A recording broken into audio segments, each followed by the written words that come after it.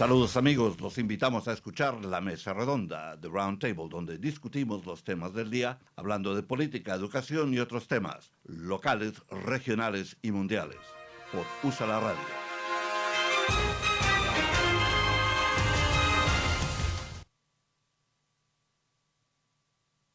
Señores oyentes de USALA Radio, estamos aquí de nuevo con su programa La Mesa Redonda de Roundtable, desde el corazón de la ciudad del amor fraternal. Les habla Fernando Méndez, Danny Ramos, and who else is on the controlling the digital board today with a very classy shirt and a hat. Our friend and our big helper today, uh, Mr. Chatelier, is helping Danny more or less guide the board the, with a tremendous skill that we are not accustomed to have here. But anyway, here we are. The day after the primary, uh, Philadelphia DA Larry Krasner beats primary challenger Carlos Vega by wide margin in the Pennsylvania primary. And, well, this is for Philadelphia, really. Um, so, the vote was really not all that close. Krasner got 65% versus 35 for the challenger, 35%. And so there was no question as to the victory. I don't think that anybody would challenge this election like happened with the November 2020 election. This is not a question of any shenanigans, although there could be some. You never know.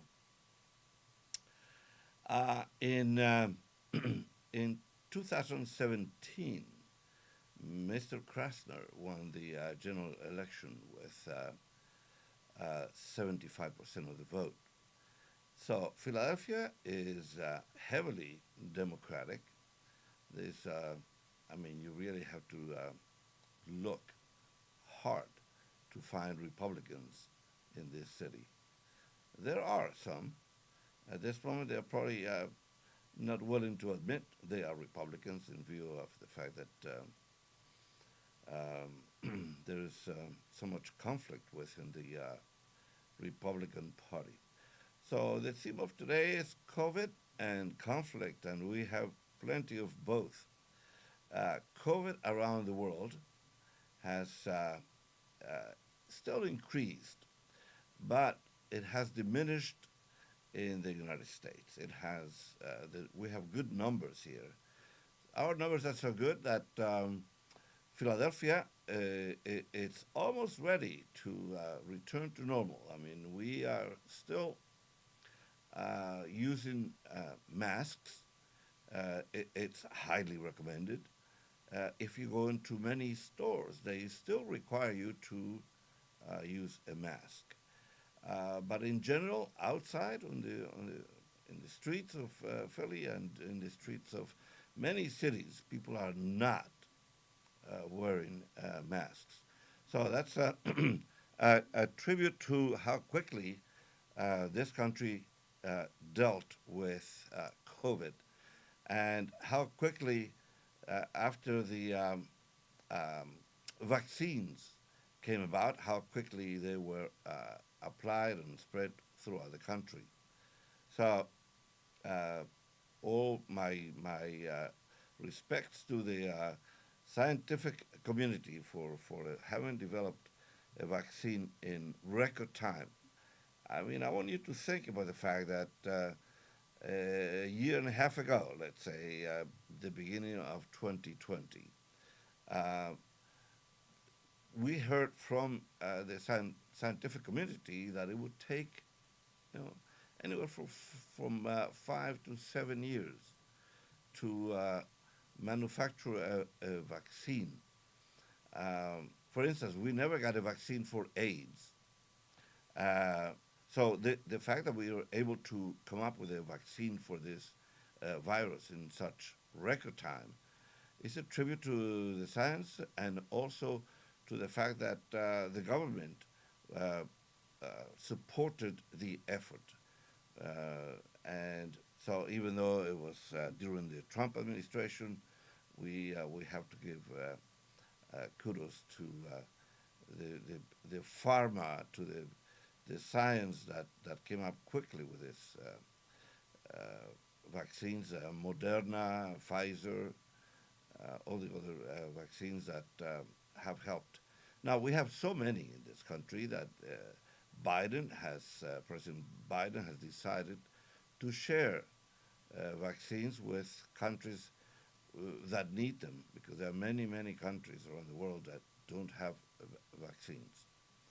And curiously enough, Taiwan, which had zero cases for a while, all of a sudden has an explosion of cases, has 1,000 cases.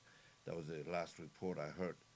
And their strategy in that country had been to quarantine people as soon as they detected a case. But since they were at zero, they were not prepared uh, adequately for the sudden uptick. So, but we are here. We are in Philly. We are in Pennsylvania. We are in the United States. We are doing very well. So the hope is, and in fact, there are now many uh, politicians, media people, many business people asking for the government to just open up the economy and declare sort of that we're back to normal, because this way we will avoid the fact that so many states will take steps in different directions. So if we all move in unison and we get the whole country moving in one direction, we will be more successful. Um, so we are at a good point right now, and let's hope the politicians and everybody uh, contributes to sustaining this effort in that direction. Uh, we have other news that are not so good. I mean, so we fight a war against the virus, and then we find out that Israel and Palestine are in conflict again. So that's not a new conflict, as we know. Um, if you are old enough, you will remember what Henry Kissinger started during the Nixon administration. It was shuttle diplomacy, trying to solve that conflict in the Middle East. And so we go as far back as 1970, 72. Henry Kissinger was going around trying to solve the conflict between Israel and Palestina, but uh, not did not succeed. Jimmy Carter had the Camp David Accords and so on. Uh, so there was peace for a while, but now we have uh, really the conflict has become more serious than ever. Not only because Hamas was launching attacks, missiles from Gaza, and Israel responded quickly, but also because now the bombs are coming from Lebanon. So this threatens to become a larger conflict, and um, that's not a good thing for. It's not a good thing for them in that part of the world, Israel, Palestine, um, Lebanon, if they get involved. Um, it's not a good thing for them, but it's also not a good thing for us. It's not a good thing for the Biden government to be distracted by a conflict so far away and yet so close to what U.S. policy has been all about. So this is very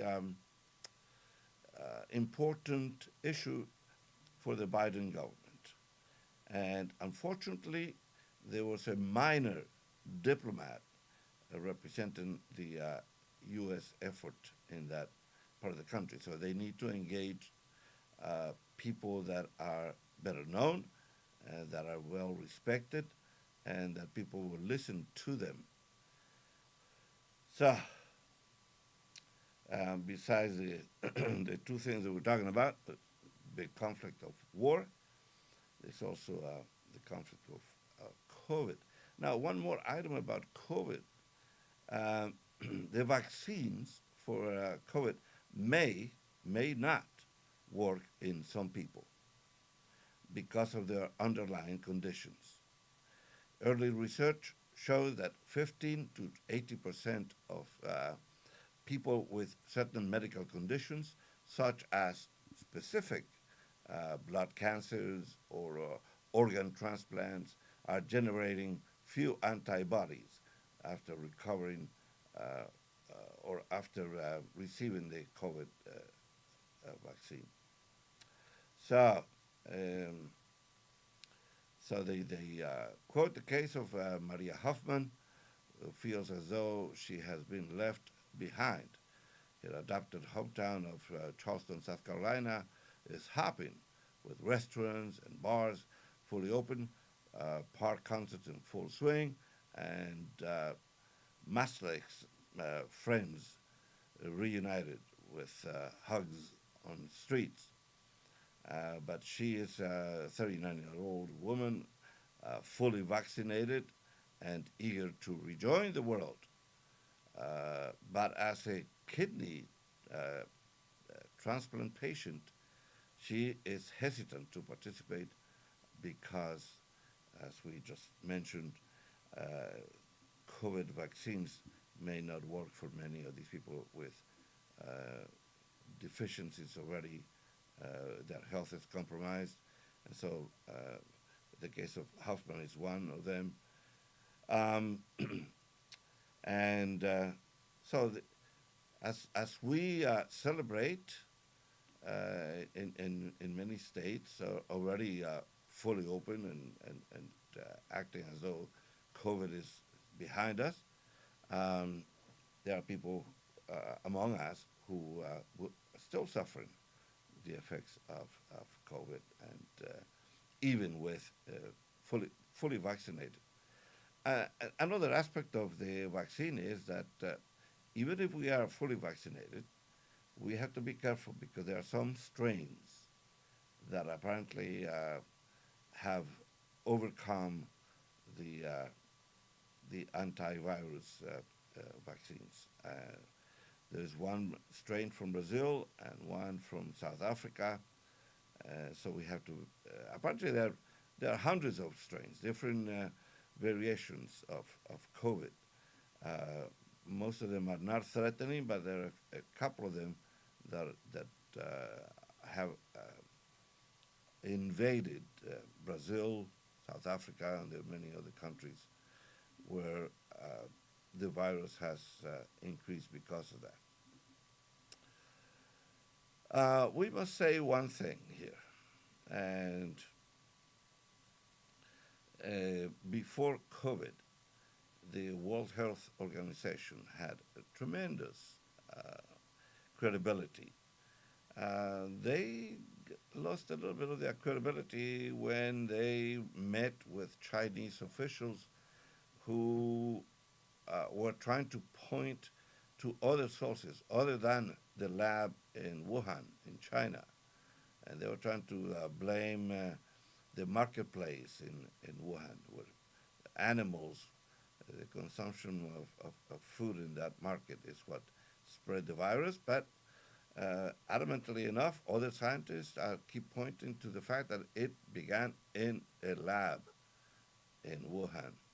No matter what the Chinese officials say, no matter what WHO, World Health Organization, has agreed to publish. So we will see what happens with this. There will be an investigation to actually verify who, when, how it began. Well, we're going to take a brief pause here in USALA Radio. Les habla Fernando Méndez. We have Danny Ramos and Monsieur Chatelier controlando la máquina digital. Regresamos en un momento.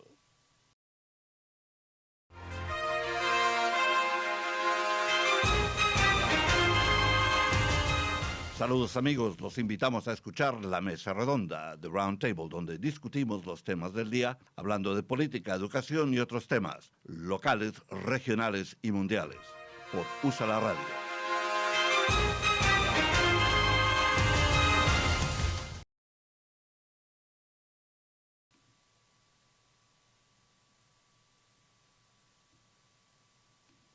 Señores oyentes de USALA Radio, estamos aquí de nuevo con su programa La Mesa Redonda de Roundtable, desde el corazón de la ciudad del amor fraternal. Les habla Fernando Méndez, Monsieur Chatelier, controlando la máquina digital en compañía de Danny Ramos. Well, speaking of conflict, the headlines coming from the Middle East about conflict there, headlines coming from Colombia, where there are disturbances on account of the decision by the government of Colombia to impose new taxes. So we don't know what the logic of that decision was, but it certainly has caused an adverse reaction on the part of the public. It's difficult to understand why they would decide to do something like that when the people are already suffering, and to add to their suffering by an increase in taxes. We know very well what COVID did to our economy, and we know what COVID did to the economies of the world, really, not just our economy. So in the case of Colombia, to do that is it's not understandable. Another place that is in a bit of a more serious crisis is Argentina, too. Argentina, where there are investigations about the government, abuse of power, corruption. Corruption is never new in Latin America. And we lament the case of Venezuela. We continue to support our friends in Venezuela. Colombia has been, in spite of COVID, Colombia has been very helpful to Venezuelans who want to leave their country.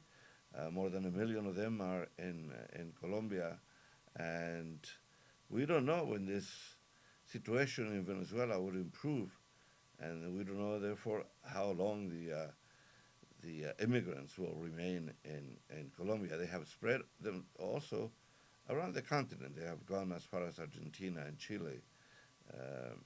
Many of them initially were sort of rejected by Brazil.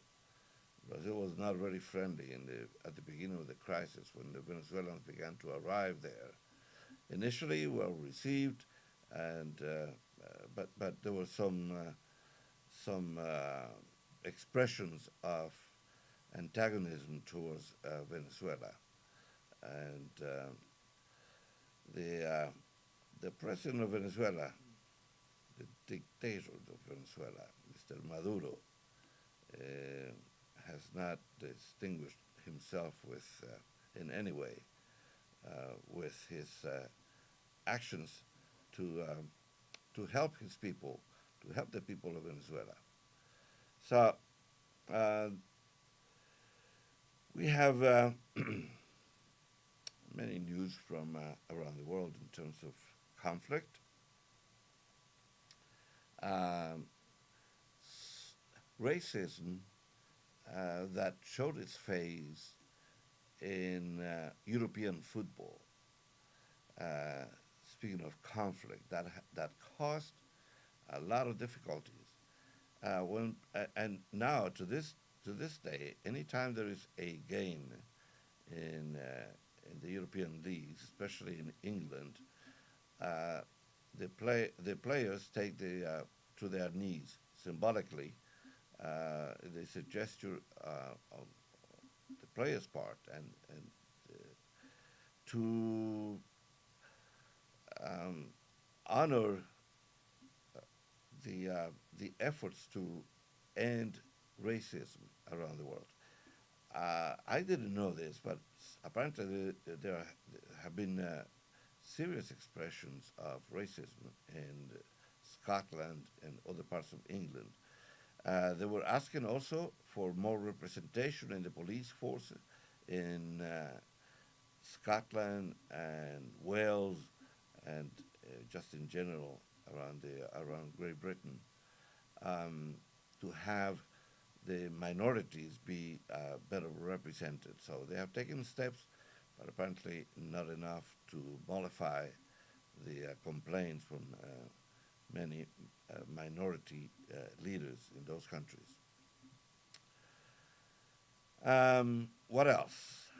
Um, well, as far as COVID, before we move on to other topics, our neighbor state of New Jersey has increased the capacity limits. I think they have just, in fact, removed limits on how many people you can have inside. So New Jersey seems to be on the road to recovery a bit faster than Pennsylvania. Although Pennsylvania in general has opened again to business and so on. Um, Philadelphia still has been sort of slow in that example that I just gave about New Jersey opening up.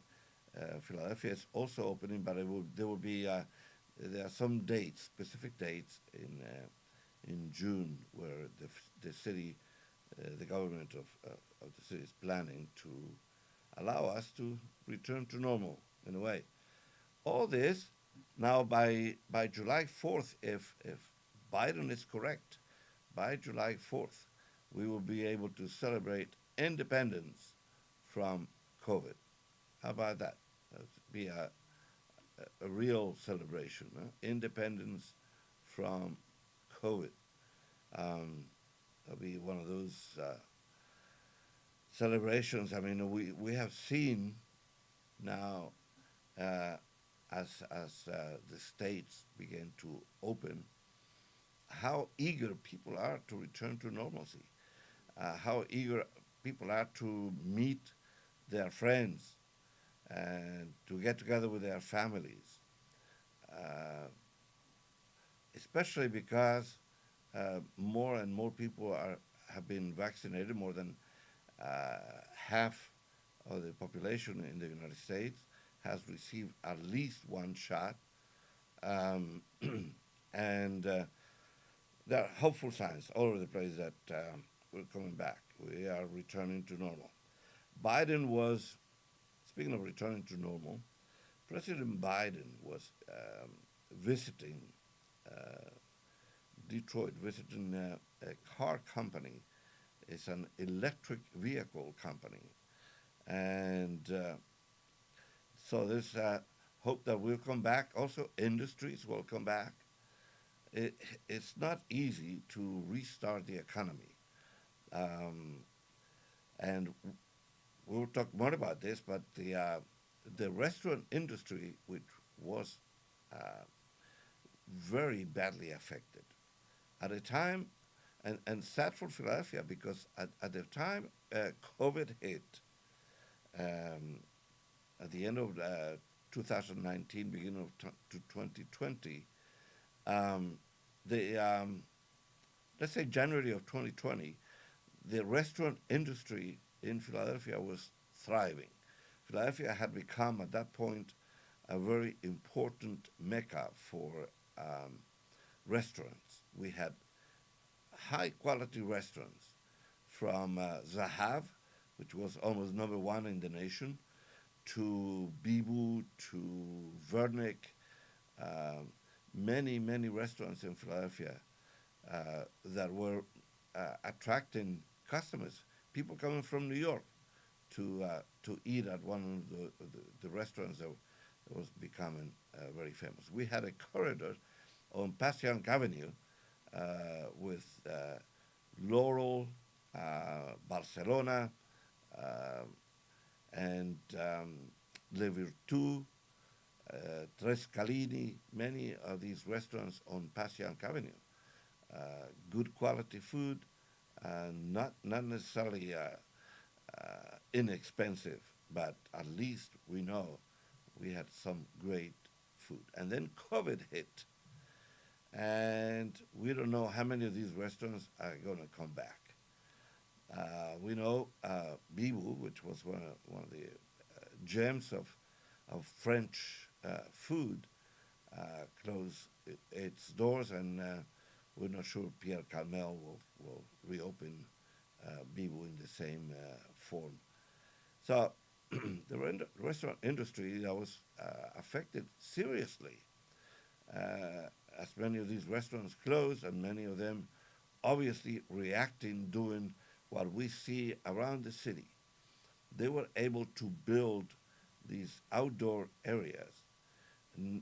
It didn't compensate for the loss of that interior space where many of them could hold 100, 150 people. Uh, in the outdoor areas, they only could hold maybe one third of the customers that they usually have. But they have remained. Some of them have survived through the virus, through the collapse of the restaurant industry. Um, Too bad for many of the helpers, the waiters and waitresses, dishwashers, managers, people who lost their jobs. And especially because, let's say, bartenders, since no bars were allowed to function, they also lost their jobs. And right now, many of them are surviving on unemployment. But unemployment will end. These payments to people who are unemployed will end, and that's when I guess most of them will be reapplying for jobs in many of the restaurants that survived and that will open. We can be certain that there will be business people trying to take advantage of the situation and open, perhaps they will open new restaurants in the city. Let's hope so, because we were doing so well. It really is a tremendous loss for Philly. Uh, we interviewed in this program, we interviewed the budget director of the city of Philadelphia, who told us that the city is concerned about the loss of uh, city business, the loss in many of these buildings that at the moment are empty. And one thing that we can talk further about this is the return of many businesses to the city. Will they come back in the same form, in the same shape? Uh, the experts have said that there is no way that every business, every company, every law firm will come back to the city in the same form, in the same shape. We know already that in New York, for instance, there are many empty buildings because one thing the companies discovered is that they could operate at half capacity if they do it from home. And that is going to be very difficult for managers to decide. Do we return to our office, or do we do what is doing New York is doing right now? It's called hoteling, like a hotel. And what hoteling consists of is that you don't have a permanent desk in any office. You just use a desk when you go to your office 2 or 3 times a week, and anybody can use the space that you have left empty. So that is hoteling for many offices, and that will be the way many businesses will operate upon coming back from COVID. Well, señores oyentes de USALA Radio, vamos a tomar una breve pausa aquí en la mesa redonda de Roundtable. Les habla Fernando Méndez, and we have Mr. Chatelier controlling the digital machine. No se vayan, regresamos en un momento.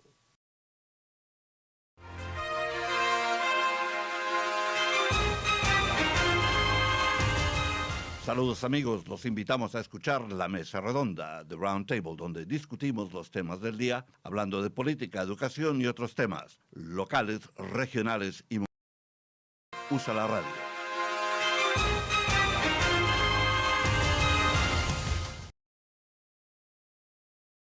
De Usa la radio, estamos aquí de nuevo con su programa La Mesa Redonda de Roundtable, desde el corazón de la ciudad del amor fraternal.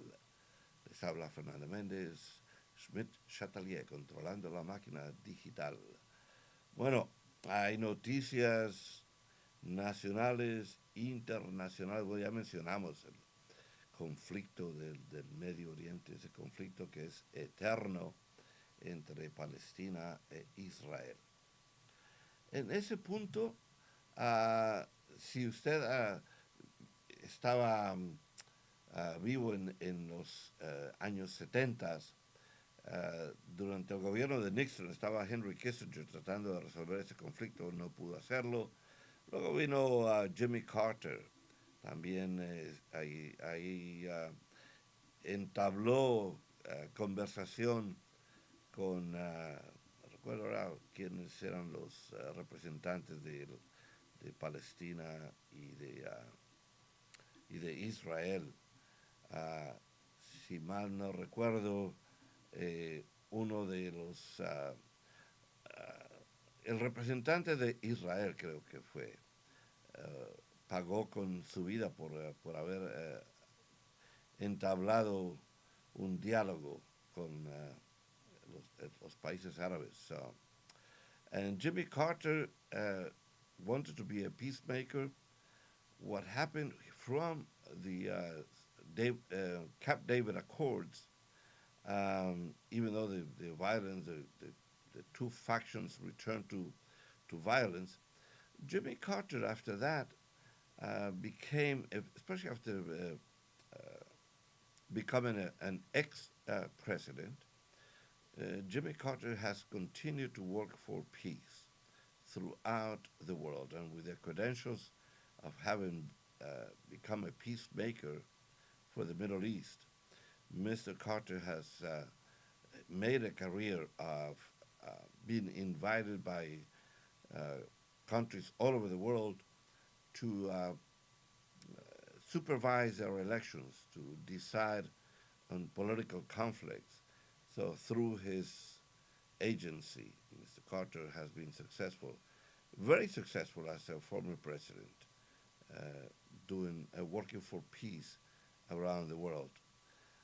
Unfortunately, Mr. Carter is not in great health nowadays. There was a meeting at which we saw George W. Bush, and we saw Obama and Clinton, but Mr. Carter was absent because of his health. Yeah, speaking of Mr. Clinton, he has been very outspoken in his criticism of Mr. Trump. And there are news about Mr. Trump. The Trump Organization is being investigated by a Manhattan DA and the Southern District of New York. They have combined the agencies to open a criminal probe in addition to the ongoing civil investigation. So, according to some experts, this is very telling. That means that there is some evidence of criminal doing. And that's different because up to now we only thought that the investigation centered on Trump University. We know that was sort of a fake university. Mr. Trump was in love with the word fake, fake news, fake this and that. Well, he had a fake university sort of granting worthless diplomas. So now that's under investigation, and that university is kaput. But also the foundation, and that is where the investigation may have gone into criminal findings, because if there was really if there was some misuse of foundation funds, which we would not be surprised if that really happened, then there are criminal charges, and that is different from just the other offenses, which would be probably punished with a fine. Criminal wrongdoing is usually punished with prison sentence. So we'll see what happens. Uh, and as usual, Mr. Trump has remained in the news in some other way. Now he has decided to leave Mar-a-Lago for the summer.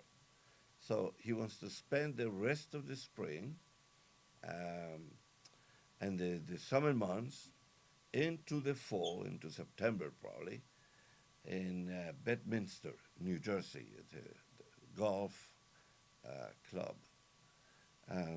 So we expect to see more news about Mr. Trump from his new headquarters in New Jersey. Uh, that reminds me that Richard Nixon spent time in New Jersey. He had he lived in one of those rich uh, towns in New Jersey. I'm trying to remember the name of it. Saddlebrook, I think was the name of it. And then he moved to Casa Pacifica in California. Uh, Mr. Trump is still enjoying the Secret Service, so I'm sure now they have to come back and find a way for the Secret Service to continue protecting the Trump family in Mr. Trump's golf club.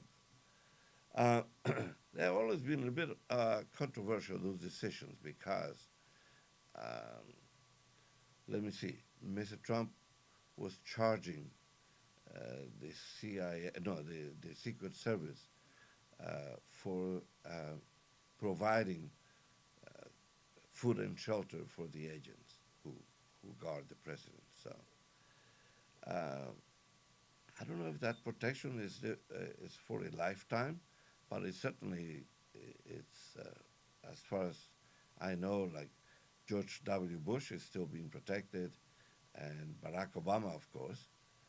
Barack Obama also, because during his government he was highly protected.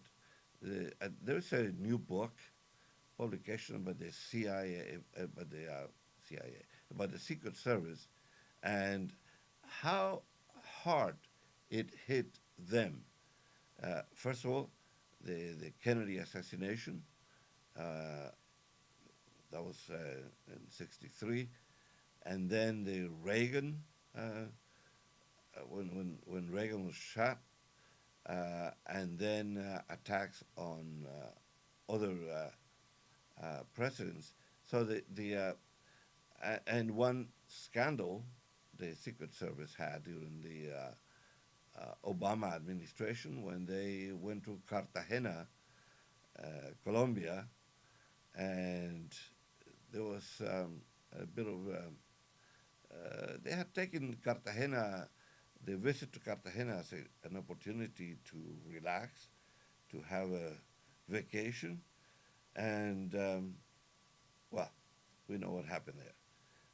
Somehow, there was a big scandal about entertaining ladies of the evening in Cartagena and refusing to pay for services, and so that's when the whole story of the Secret Service and the abuses they had engaged in came to light.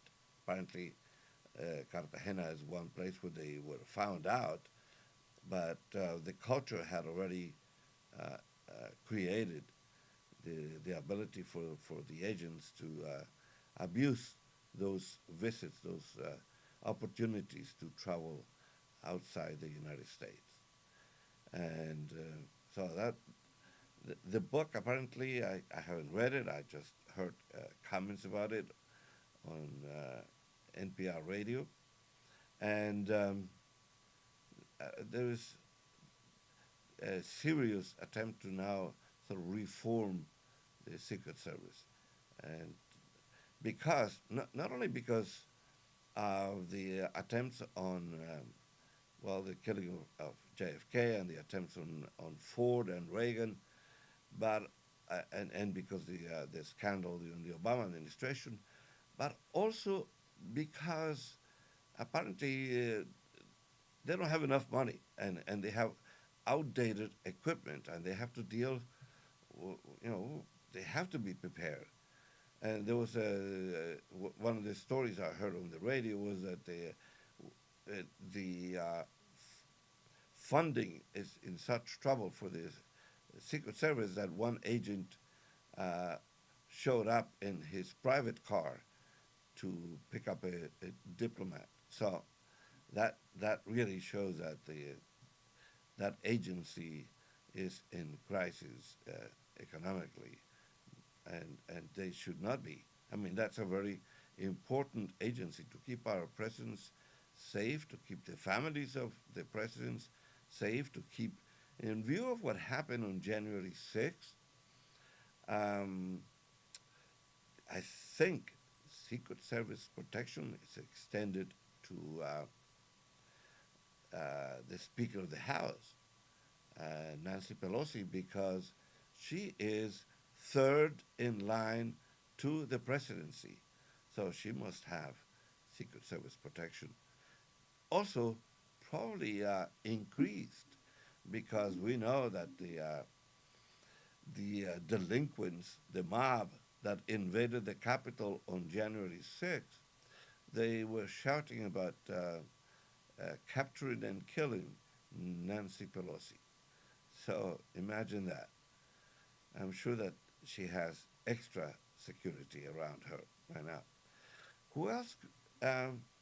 Mike Pence probably has extra security because you might recall that there was a news that the uh, uh, the mob had not only invaded the Capitol looking for Nancy Pelosi and Democrats, they were looking for Mike Pence, who had offended Mr. Trump by telling the truth.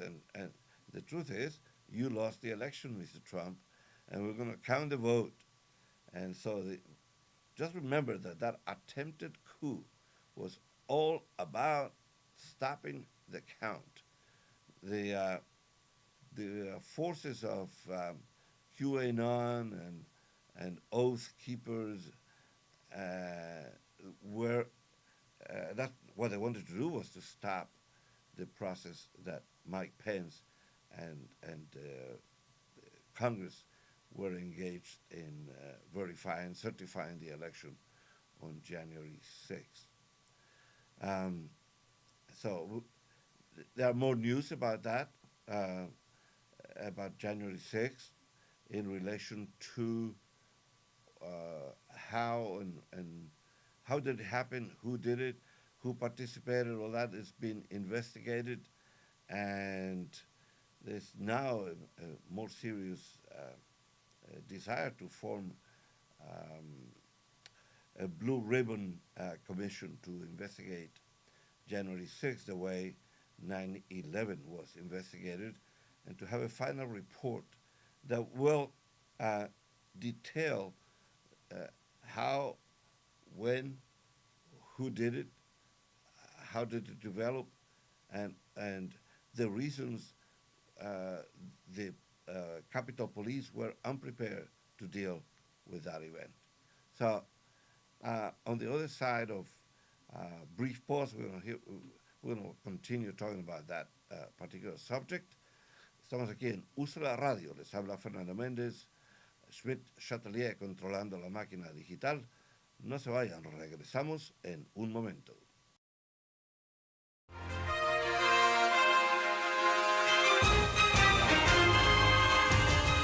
Saludos amigos, los invitamos a escuchar la mesa redonda de Roundtable, donde discutimos los temas del día, hablando de política, educación y otros temas, locales, regionales y mundiales, por USALA Radio.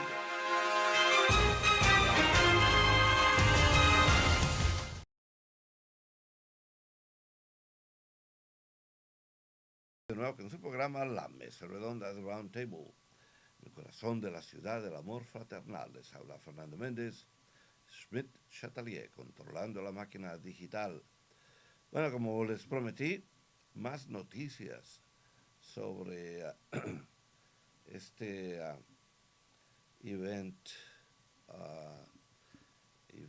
evento de enero 6. Como ya sabemos, fue un ataque organizado, dirigido, impulsado. Y tal vez eso es lo que no quieren los republicanos, que se averigüe cómo se organizó, quién lo organizó, quién proveyó fondos para esto. Y como se ha sugerido que se forme una comisión con 6 miembros, 3 de cada partido, 3 republicanos, 3 demócratas. Pero ya esta discusión de formar una comisión ya lleva meses.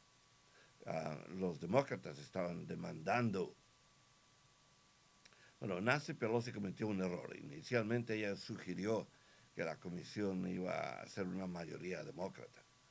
Y luego, bueno, tuvo que retractarse. Y ahora la comisión de la que se habla es de 6 individuos, 3 de cada partido, pero todavía los republicanos se oponen. Se opone Kevin McCarthy. Están tomando un voto, actualmente el voto lo toman el día de hoy, creo. Se está tomando un voto y Kevin McCarthy says he will urge Republicans to say no. So, Schmidt,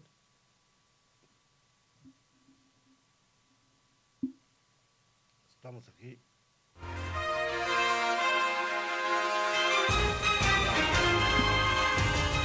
Saludos amigos, los invitamos a escuchar la mesa redonda de Roundtable, donde discutimos los temas del día, hablando de política, educación y otros temas, locales, regionales y mundiales, por USALA Radio.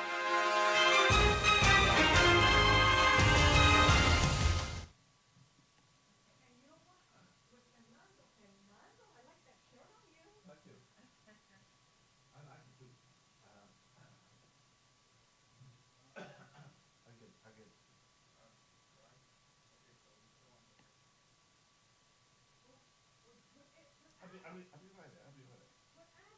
No, I'm back.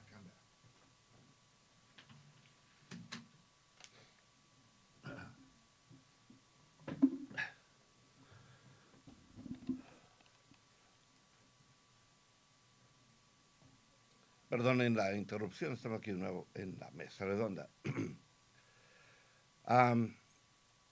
Bueno, uno de los problemas que estamos hablando es el asunto de que los republicanos se oponen a esta investigación. Y este señor Kevin McCarthy dice que él está pidiendo a los republicanos que digan no, que voten no en cuanto a la comisión que se está formando. Una comisión que se supone que no sea partidista, que se supone que no tenga nada o que tenga poco que ver con la política. Bueno, es algo imposible. ¿No? Si está hablando de republicanos y demócratas, es una comisión que de algún modo va a tener algo político. So, again, GOP aims to block the January 6th commission.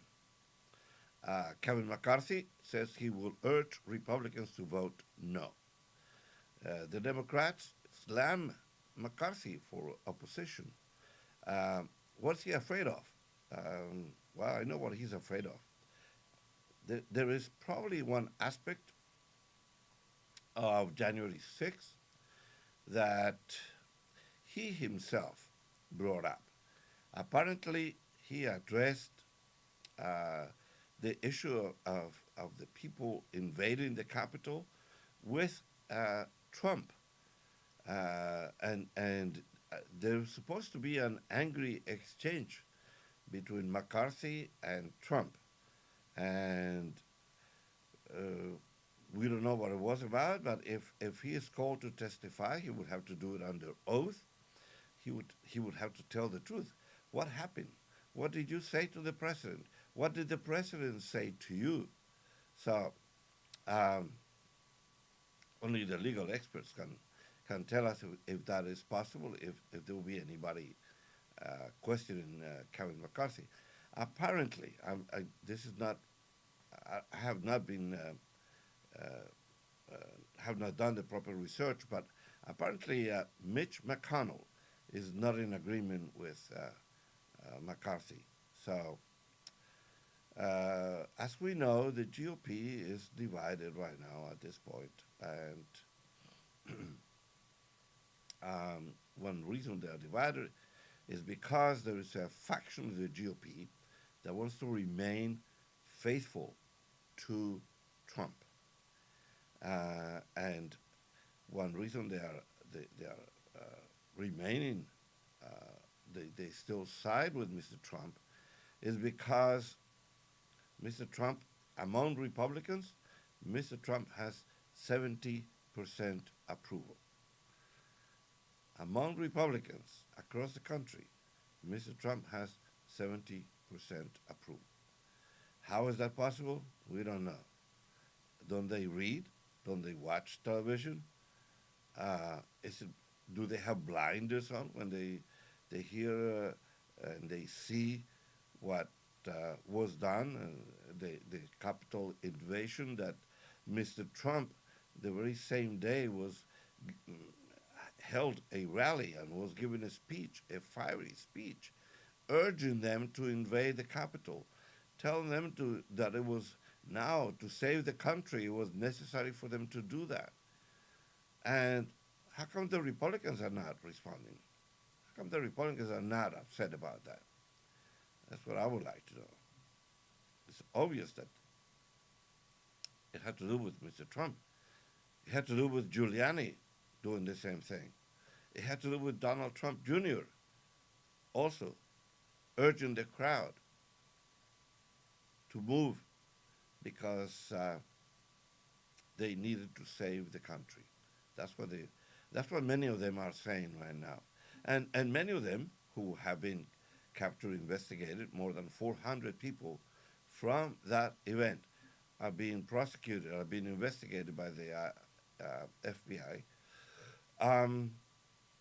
They say they did it because of Trump. So, if they did it for Trump, I don't know.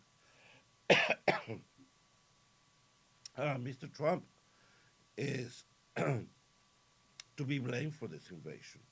Mr. Trump urged them to go. And with the help of McCarthy and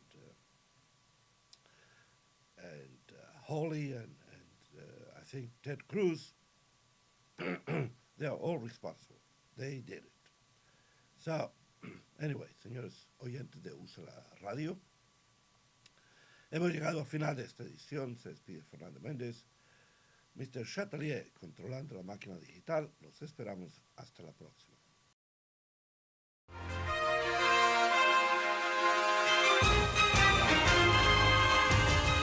Saludos, amigos.